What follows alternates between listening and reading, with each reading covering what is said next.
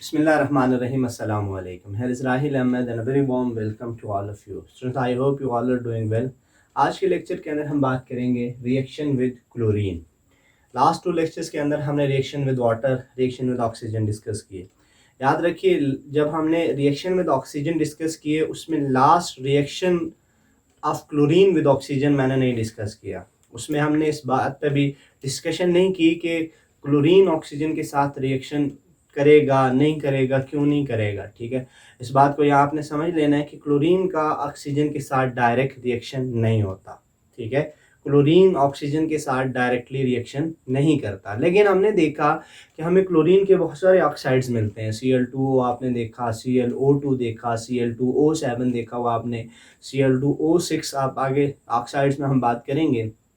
तो ये elements reactions chlorine direct oxygen के साथ रिएक्शन नहीं करता, लेकिन इसके जो ऑक्साइड्स हैं ये इनडायरेक्टली किसी और ऑक्साइड या मेटल ऑक्साइड के साथ क्लोरीन को रिएक्ट करवा के ये ऑक्साइड्स बनाए जा सकते हैं, जिसमें हम डिस्प्लेसमेंट रिएक्शंस करवा के ऑक्साइड्स बनाते हैं। ठीक है, तो ये बात आपने ध्यान में रखनी है कि हम क्लोरीन का ऑक्सीजन के साथ रिएक्शन इसलिए नहीं डिस्कस करते कि डायरेक्टली क्लोरीन ऑक्सीजन के साथ रिएक्शन नहीं करता। आज के लेक्चर के अंदर हम स्टार्ट करेंगे reaction of third period element with chlorine. याद रखना, ये सारे के सारे एलिमेंट क्लोरीन के साथ रिएक्शन करके क्लोराइड बनाते हैं कि binary compounds of chlorine, binary compounds of chlorine. ये बड़ा इजी सी बात है कि आप इनके रिएक्शंस को आसानी के साथ याद रख लें। ठीक है, देखिए अगर हम फर्स्ट एलिमेंट सोडियम की बात करेंगे तो सोडियम को आप क्लोरीन के साथ रिएक्शन कराएं, ये बनाएगा सोडियम क्लोराइड, सोडियम साल्ट। इससे आप बहुत ज़्यादा फेमिलियर हैं, बहुत दफ़ा आपने पढ़ा हुआ है। यहाँ पर 2 लेके आएंगे, यहाँ पे ये आ जाएगा। ठीक है, इसी तरह अगर आप मैग्नीशियम को लेके आएंगे, इसके साथ रिएक्शन करेगा MgCl2 बना देगा। इसी तरह अगर आप एल्यूमिनियम को रिएक्ट करवाएंगे तो क्या बनाएगा, एल्यूमिनियम क्लोराइड बना देगा। इसी तरह सिलिकॉन को रिएक्ट करवाएं Cl2 के साथ, क्या बनाएगा, SiCl4। ठीक है, ये सीक्वेंस में आपको रिएक्शन ज़्यादा नज़र आ रहा है। Na के साथ एक क्लोरीन आया, दूसरे के साथ 2 आ गए, तीसरे के साथ 3 आ गए, चौथे के साथ 4 आ गए। इसी सीक्वेंस में मैं 5वां भी लिख देता हूँ, P, फास्फोरस। क्लोरीन के साथ रिएक्शन करे, क्या बनाए, PCl5। लेकिन आपने पढ़ा हुआ है कि ये जो फास्फोरस है ये ट्राईवैलेंट भी है और पेंटावैलेंट भी है, तो ये एक और क्लोराइड बनाता है जिसे हम कहते हैं फास्फोरस ट्राईक्लोराइड, PCl3। ठीक है, तो ये सीक्वेंस में मैंने इसलिए लिखा है कि आपको ये अच्छी तरह से मेमोराइज हो जाए। ठीक है, अब देखें, सोडियम क्लोराइड बना, मैग्नीशियम क्लोराइड बना, एल्यूमिनियम क्लोराइड बना, सिलिकॉन क्लोराइड बना, फास्फोरस पेंटाक्लोराइड बना।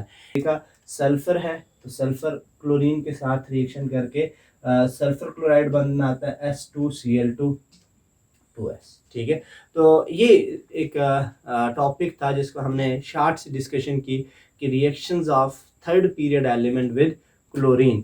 तो सिंपल सी बात आपके जहन में आ गई कि ये जितने भी एलिमेंट हैं ये क्लोरीन के साथ रिएक्शन करके क्लोराइड्स बनाते हैं। ठीक है, binary compounds of chlorine.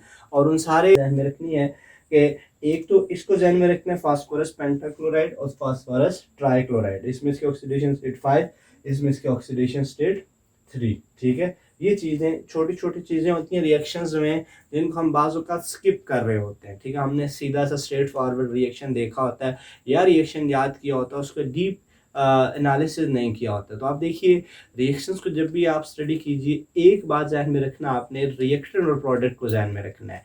Number of moles के चक्रों में नहीं पढ़ना, रिएक्शन कोफिशिएंट के चक्रों में नहीं पढ़ना। ये अक्सर मैं स्टूडेंट्स को ये बात समझाता हूँ कि वो रिएक्शंस को देख के वन वन करके याद नहीं किया करें। उसमें अगर आप एक एक चीज़ को देख के याद करेंगे that will be A difficult. इसी वजह से लोगों को केमिस्ट्री मुश्किल लगती है। आपने क्या करना है, आपने रिएक्टेंट और प्रोडक्ट को याद रखना है। ठीक है, अगर ये 2 रिएक्टेंट हैं जैसे सोडियम और क्लोरीन है, हमें आइडिया होना चाहिए ये क्लोराइड बनाएगा। फिर हमें ये आइडिया होना चाहिए कि क्लोरीन कितनी वैलेंसी शो करता है, सोडियम कितनी वैलेंसी शो करता है। इंशाल्लाह एक लेक्चर के अंदर हम इस पर बात करेंगे, पीरियोडिक टेबल के एलिमेंट्स की वैलेंसीज क्या है, कौन कितने बॉन्ड बनाता है, कौन कितने बॉन्ड नहीं बनाता। नॉर्मली ये बात आपके जहन में होती है कि जो ग्रुप नंबर होता है वो डिसाइड करता है कि वो एलिमेंट कितने बॉन्ड बनाएगा। फॉर एग्जांपल एलिमेंट 1 2 3, ये जितने भी एलिमेंट हैं ग्रुप 1 2 3 के, ये 3 बॉन्ड बनाते हैं। ग्रुप 7 के है वो 1 बॉन्ड।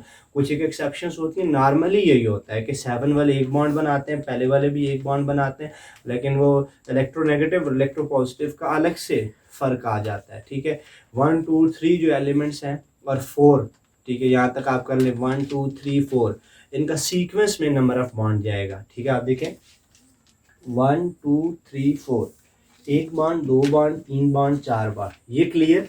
पांचवें पर आपको थोड़ा सा एक्सेप्शन नजर आई, कितने बॉन्ड बने हैं, 5 और 3। ठीक है, छठे पे 2 बॉन्ड बनेंगे। आमतौर पर छठे पे 2 बॉन्ड भी बनते हैं और 6 बॉन्ड भी बनते हैं। इस पर हम इंशाल्लाह किसी लेक्चर के अंदर डिटेल में बात करेंगे। आप याद रख लें, फर्स्ट 5 के लिए सीक्वेंस में याद रख लें, पहले का एक बॉन्ड, दूसरे के 2, तीसरे के 3, चौथे के 4, पांचवें के 5। ठीक है, आखिर से आए, जो 8वां ग्रुप है वो कोई बॉन्ड नहीं बनाता, जो 7वां है वो एक बॉन्ड बनाएगा और जो छठा है वो 2 बॉन्ड बनाएंगे। ठीक है, I hope it will be a better session for all of you.